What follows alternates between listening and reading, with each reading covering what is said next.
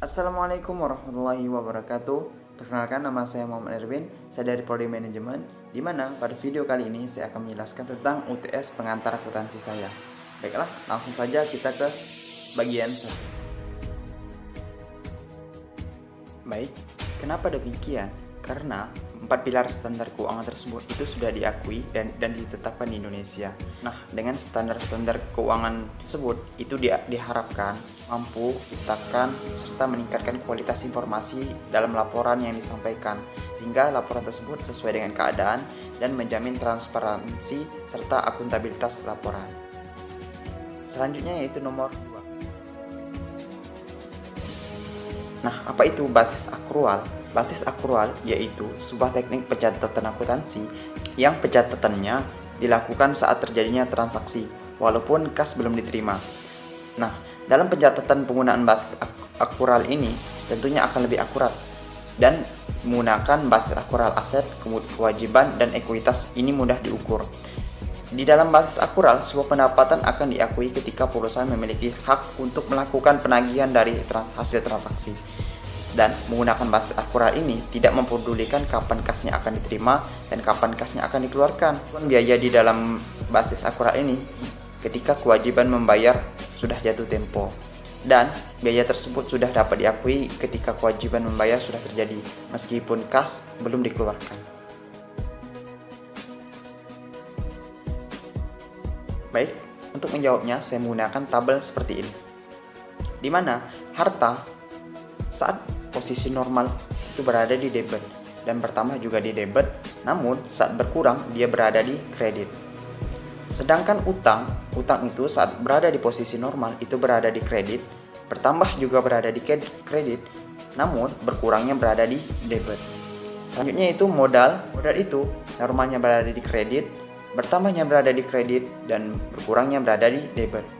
Selanjutnya itu pendapatan posisi normalnya berada di kredit, bertambahnya juga di kredit, namun berkurangnya di debit.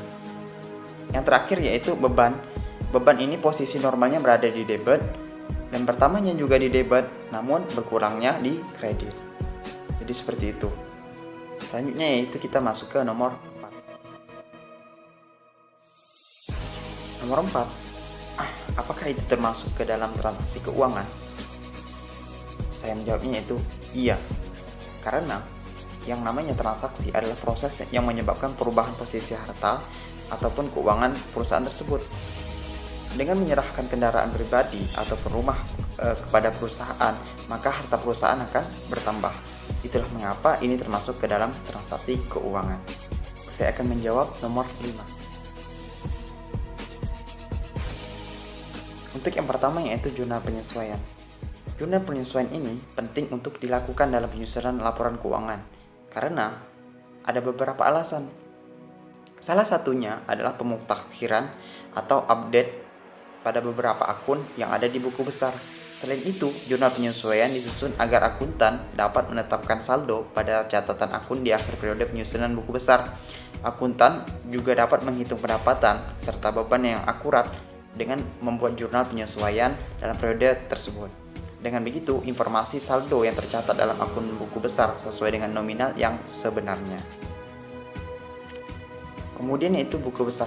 Apakah buku besar ini termasuk keharusan? Menurut saya, ya, buku besar ini termasuk dalam keharusan atau wajib.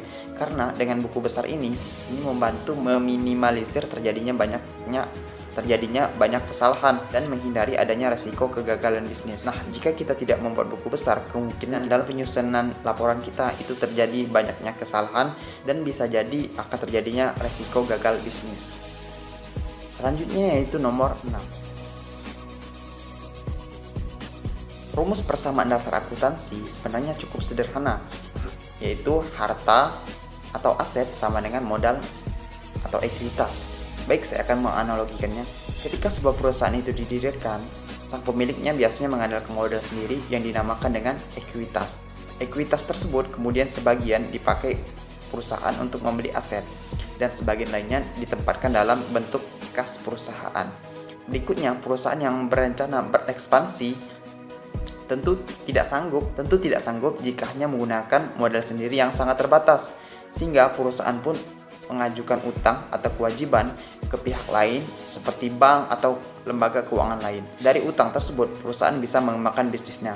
Dengan begitu, formula persamaan dasar akuntansi bisa dikembangkan sebagai berikut, yaitu harta atau aset sama dengan utang atau kewajiban ditambah modal atau ekuitas. Jadi seperti itu. Oke, selanjutnya kita masuk ke bagian 2.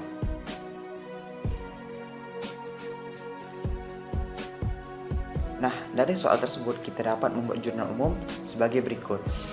Pada tanggal 1 Oktober, itu terdapat transaksi kas kepada modal sebesar 150. Kemudian pada tanggal 4 Oktober, itu terdapat transaksi beban sewa kepada kas sebesar 50. Selanjutnya yaitu pada tanggal 8 Oktober, terdapat transaksi peralatan dapur kepada utang sebesar 30. Kemudian pada tanggal 18 Oktober terdapat transaksi kas kepada pendapatan yaitu sebesar 100. Kemudian pada tanggal 25 Oktober terdapat transaksi beban gaji kepada kas yaitu sebesar 15. Dan terakhir yaitu pada tanggal 31 Oktober itu terdapat 3 transaksi yaitu kas piutang kepada pendapatan. Kasnya sebesar 175, piutangnya 50 dan total pendapatannya yaitu 225. Jadi jika kita totalkan dari atas sampai bawah yaitu 570. Baik, langkah selanjutnya yaitu kita membuat buku besar, di mana kita mengelompokkan nama-nama akun yang sejenis. Baik, langsung saja kita masuk ke yang pertama yaitu akun kas. Pada tanggal 1 itu terdapat di debit 150, maka di saldonya itu 150. Dan pada tanggal 4 itu terdapat di kredit 50, maka 150 kita kurang dengan 50 itu menjadi 100. Tanggal 18 itu terdapat di debit 100, maka dari 100 tadi kita tambah dengan 100, hasilnya yaitu 200. Kemudian pada tanggal 25 itu terdapat di kredit 15, maka di saldonya kita kurangkan dari 200 kita kurang 15, hasilnya itu 185. Selanjutnya itu tanggal 31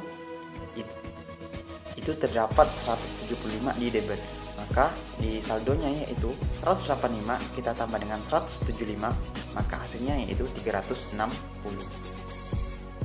Yang kedua yaitu kita masuk ke akun piutang.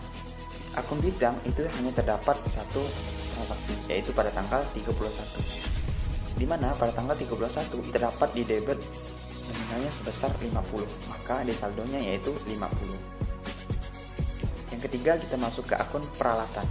Akun peralatan tanggal 8 itu terdapat nominal di debit 30, maka di saldonya kita masukkan 30. Yang keempat yaitu akun utang. Akun utang pada tanggal 8 itu terdapat di kredit sebesar 30, maka di saldonya 30 di kredit. Yang kelima kita masuk ke akun modal.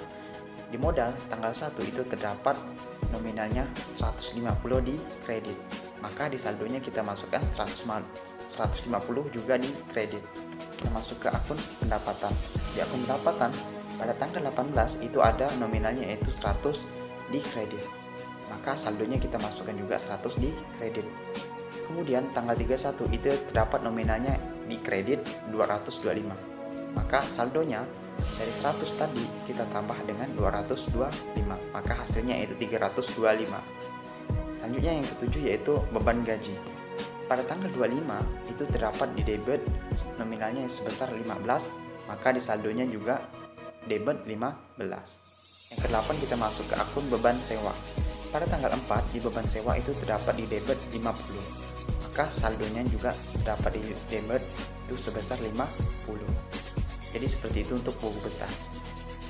Baik, selanjutnya kita masuk ke neraca saldo sebelum penyesuaian, di mana neraca saldo sebelum penyesuaian ini didapat dari hasil akhir buku-buku besar yang tadi.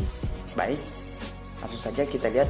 Kas itu di debit 360, piutang itu di debit 50, peralatan di debit 30, kemudian utang usaha di kredit 30, modal 150 di kredit juga, modal 150 di kredit, pendapatan 325 di kredit, beban gaji 15 di kredit, beban sewa 50 di kredit.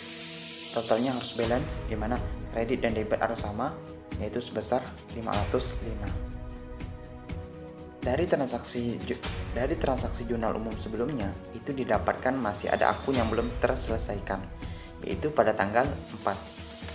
Di mana pada tanggal 4 ayatnya yaitu beban sewa kepada utang sewa sebesar 12, beban sewa kepada utang sewa sebesar 12,5. Dari mana mendapatkan 12,5? Yaitu dari soalnya, yaitu Juni, Juli, Agustus, dan September sebesar 50. Maka 50 kita bagi dengan 4, yaitu dapatlah hasilnya 12,5. Selanjutnya kita masuk kepada worksheet atau neraca lajur. Nah, di neraca lajur itu terdapat beberapa komponen. Yang pertama neraca saldo, jurnal penyesuaian, neraca saldo sesudah penyesuaian, laba rugi, kemudian terakhir yaitu neraca saldo. Kita langsung saja pindahkan ini dari data yang sebenarnya sudah kita cari. Kemudian jurnal penyesuaian juga kita pindahkan saja dari data yang sebenarnya sudah kita cari. Dan untuk neraca saldo sesudah disesuaikan, ini kita hanya menghitung antara neraca saldo dan jurnal penyesuaian. Kita lihat di neraca saldo pada kas itu 360, piutang itu di debit 50, peralatan itu 30. Kita hanya memindahkan dari neraca saldo ke neraca saldo sesudah disesuaikan. Kemudian utang itu di kredit 30 dan di jurnal penyesuaian itu terdapat 12,5. Nah, karena di kredit dengan kredit, maka kita langsung saja jumlahkan menjadi 42,5. Modal, pendapatan, beban gaji, kita hanya memindahkannya saja ke neraca saldo sesudah penyesuaian karena di jurnal penyesuaian itu tidak ada nominal. Nah, untuk beban sewa itu di debit 50. Dan di jurnal penyesuaian itu ada 12,5. Maka karena debit dan debit, maka kita langsung tambahkan menjadi 62,5. Selanjutnya itu laba rugi. Untuk kolom laba rugi ini kita isi dengan pendapatan dan beban. Di mana pendapatannya itu di kredit 325, beban gaji 15, 62, beban sewanya 62,5. Kita langsung saja jumlahkan, jumlahnya itu untuk di debit itu 77,5, sedangkan di kredit 325. Kita langsung kurangkan 325, kita kurangkan 77,5, itu hasilnya 247,5. Oke. Selanjutnya yaitu kolom neraca. Untuk neraca kita masukkan akun real kita, yaitu kas, piutang, peralatan, dan acuannya ini dari neraca saldo sesudah penyesuaian, yaitu di debit 300, kasnya di debit 360, piutang 50 di debit, kemudian peralatan 30 di debit. Kemudian ada utang di kredit 42,5 dan modal di kredit 150. Kita jumlahkan yang di kredit kita jumlahkan kredit dengan kredit, debit dengan debit, dapatlah di debit itu 440, di kredit itu 192,5. Nah, kita kurangkan 440 ini, 440 kita kurangkan dengan 192,5, dapatlah hasilnya itu 247,5. Untuk mengeceknya kita bisa tambahkan 247,5 ini dengan 192,5, maka hasilnya akan 440. Dan ini hasilnya arus balance. Untuk hasil 247,5 itu sama dengan laba bersih. Jadi seperti itu untuk neraca lajur. Selanjutnya kita masuk ke laporan keuangan, di mana laporan keuangan ini terbagi menjadi 3 komponen, yaitu yang pertama yaitu laporan laba rugi, laporan perubahan modal, dan laporan posisi keuangan.